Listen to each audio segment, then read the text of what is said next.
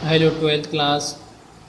आज मैथ्स में हम फर्स्ट चैप्टर संबंध एवं फलन, ये तीसरी क्लास है हमारी। पिछली क्लास में हमने संबंध क्या होता है और संबंध के प्रकार ये पढ़ा चुके हैं। अब इसके हम कुछ क्वेश्चन जो है हम करने जा रहे हैं, ठीक है। तो एग्जाम्पल्स इसकी स्टार्ट करते हैं। तो सबसे पहले आपको जो संबंध हमने लिखाया था वो संबंध की वैरायटी कैसी है, उसकी डेफिनेशन, उसके गुण याद होना चाहिए। उसी के आधार पर आप इसको क्वेश्चन को कर सकते हैं, नहीं तो आपको दिक्कत जाएगी, ठीक है। तो पहला क्वेश्चन हम जो करते हैं, इसका पहला क्वेश्चन हमें जो एग्जांपल में दिया है, ठीक है। अलग अलग बुक में अलग अलग क्वेश्चन हो सकते हैं, तो हमारे पास जो बुक है उसी से करा रहा है। क्या दिया है कि त्रिभुज के समुच्चय में, ठीक है। त्रिभुज हमारे पास एक सेट है, जैसा हम बता चुका है कि इस रिलेशन के लिए हमें सबसे पहले क्या लेना पड़ता है, एक सेट, एक समुच्चय लेना पड़ता है।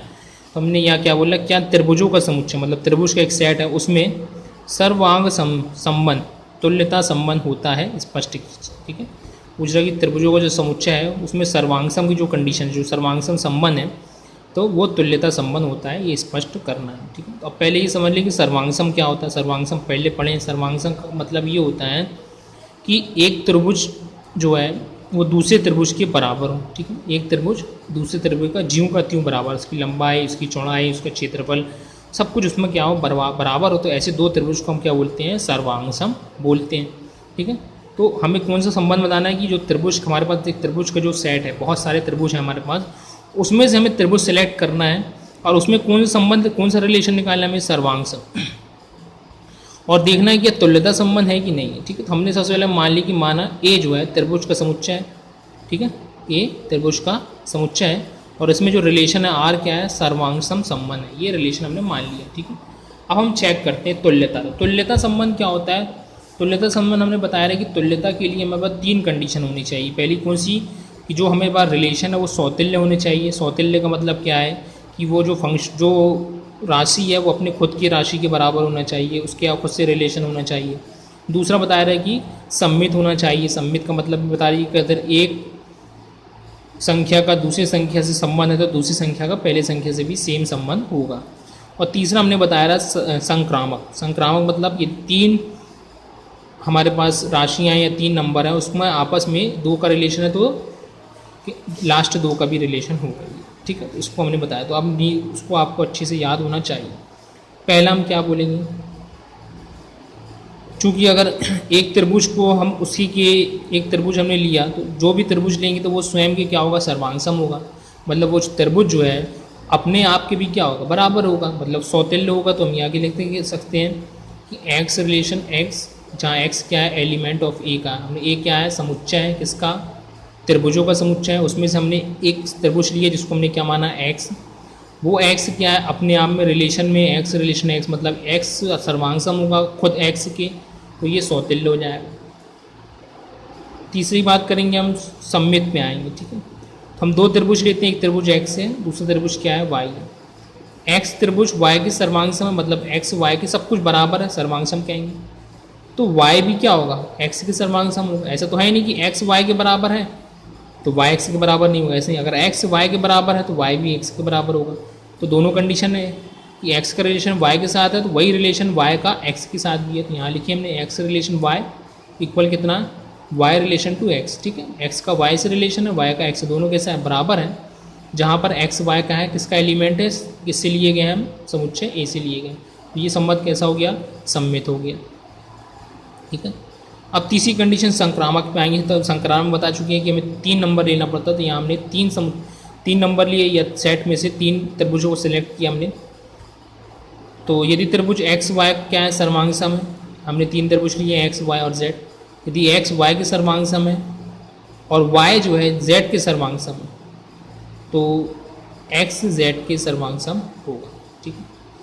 सिंपल सी बात है कि एक्स वाई के बराबर है और y किसके बराबर है, z के बराबर है।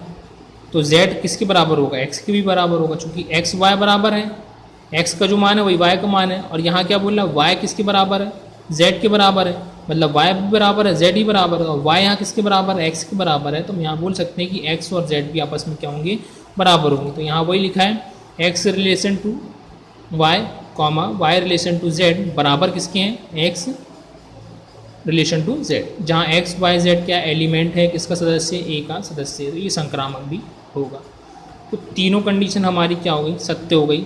सौतुल्य भी है, सम्मित भी है और क्या है, संक्रामक भी है। तो हम क्या बोलेंगे, जो आर रिलेशन है, आर जो तुल्यता संबंध होगा। ठीक है, आसान क्वेश्चन था।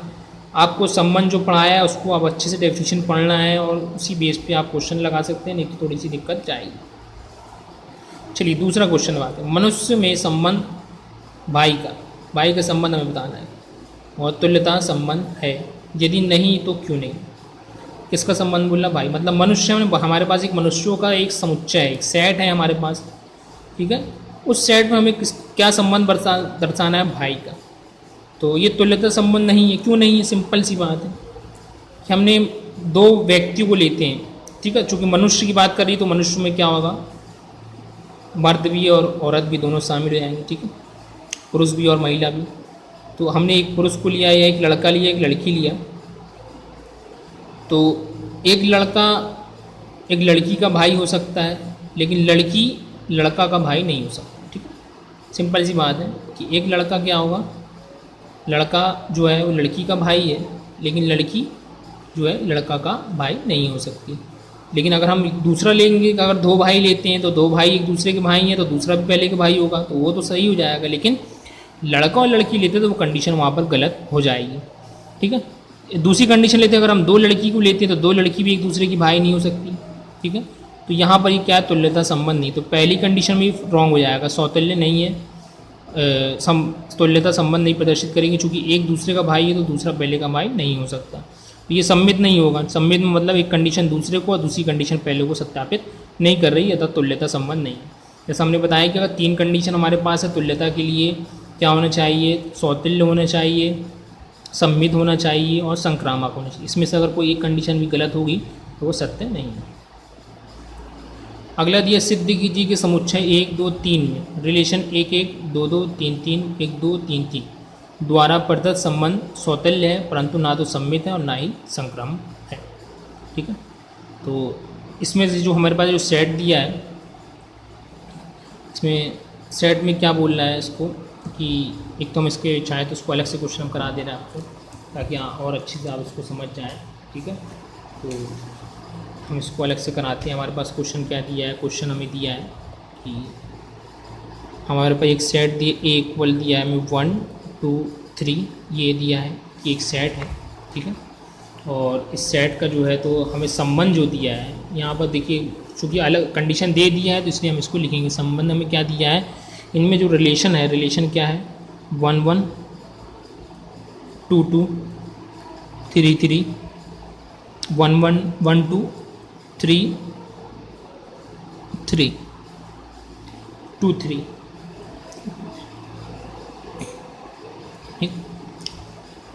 ये हमें दिया रिलेशन इनके बीच में। अब ये बोल रहा है कि हमें प्रूफ करना है, सिद्ध की नहीं, ये सौतुल्य है, सौतुल्य है पर सम्मित भी नहीं है, ना सम्मित है और ना संक्रामक। ये दोनों कंडीशन इसमें क्या है, सत्य नहीं है।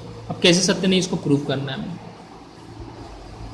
तो कैसे प्रूफ करेंगे, सौतुल्य की कंडीशन अगर हम बताते हैं सौतुल्य में, तो सौतुल्य में अगर हम इसमें लेते हैं, इसमें 3 फंक्शन दिए हैं, ये 3 सदस्य हैं। पहला है 1 1। ठीक है, तो इसका जो रिलेशन है वो किसका एलिमेंट है, रिलेशन का एलिमेंट है।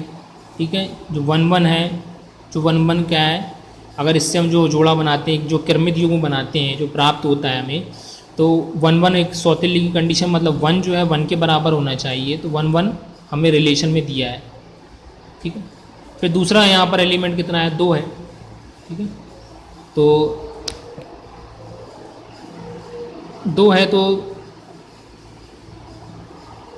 2 को अगर हम लेते हैं तो हम क्या देखेंगे, 2 2, अगर 2 नंबर को हम लेते हैं और इसका सौतुल्य निकालेंगे तो 2 क्या है, 2 के बराबर होने चाहिए खुद के, तो 2 2 लेंगे। 2 2 भी क्या है, इसका एलिमेंट है, इस संबंध का एलिमेंट है।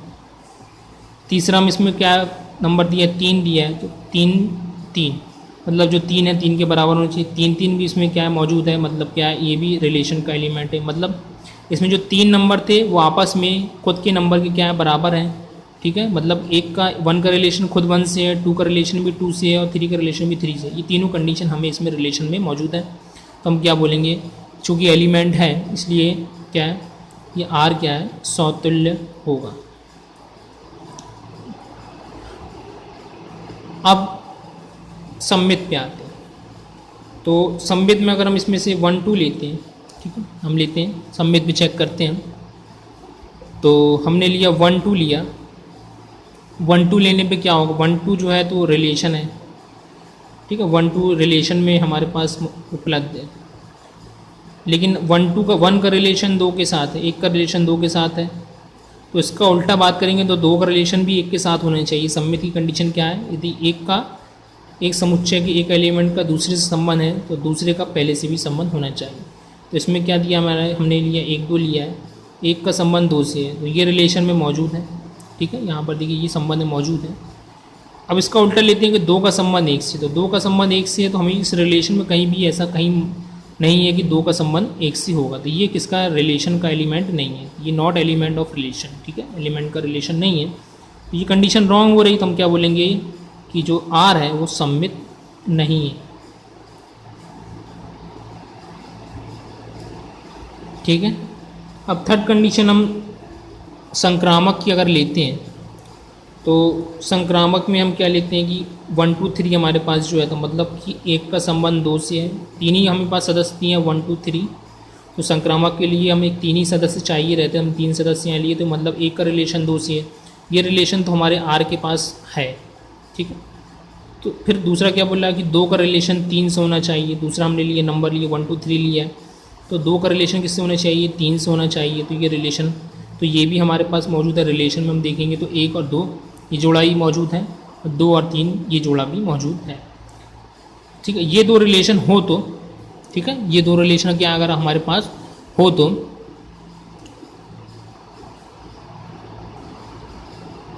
इसके इक्वल हमें क्या चाहिए, इसके इक्वल में हमें क्या चाहिए, 2 रिलेशन हमारे पास मौजूद है, इसके इक्वल में हमें क्या चाहिए कि 1 का संबंध किससे होना चाहिए, 3 से होना चाहिए। तो 1 का संबंध 3 से होना चाहिए, तो ये 1 और 3 हमारे रिलेशन में कहीं भी उपस्थित नहीं है, मौजूद नहीं है, तो हम क्या बोलेंगे, ये रिलेशन नहीं है, किसका, आर से संबंधित नहीं रखता। तो ये कंडीशन भी रॉन्ग हो गई। जब रॉन्ग हो गई तो हम क्या लिखेंगे, अतः ये क्या है, संक्रामक नहीं, ये भी क्या है, संक्रामक नहीं है, ठीक है। तो आप इसको समझ में आ गया होगी आसानी से रिलेशन में क्या करते हैं हम। जो कंडीशन हमें दी, अगर कंडीशन दी है तो ठीक है, नहीं दी है तो जितनी भी पॉसिबल कंडीशन रहती है उनको हम निकालते हैं और रिलेशन में लिखते हैं। तो ये इससे कुछ एग्जाम्पल थे, और भी एग्जाम्पल इसमें दिए हैं, तो आप उसको अगर आपको बने तो कर सकते हैं, ठीक है, नहीं तो इसको अगली क्लास में इसके और कुछ एग्जाम्पल आपको करा देंगे। Okay bye.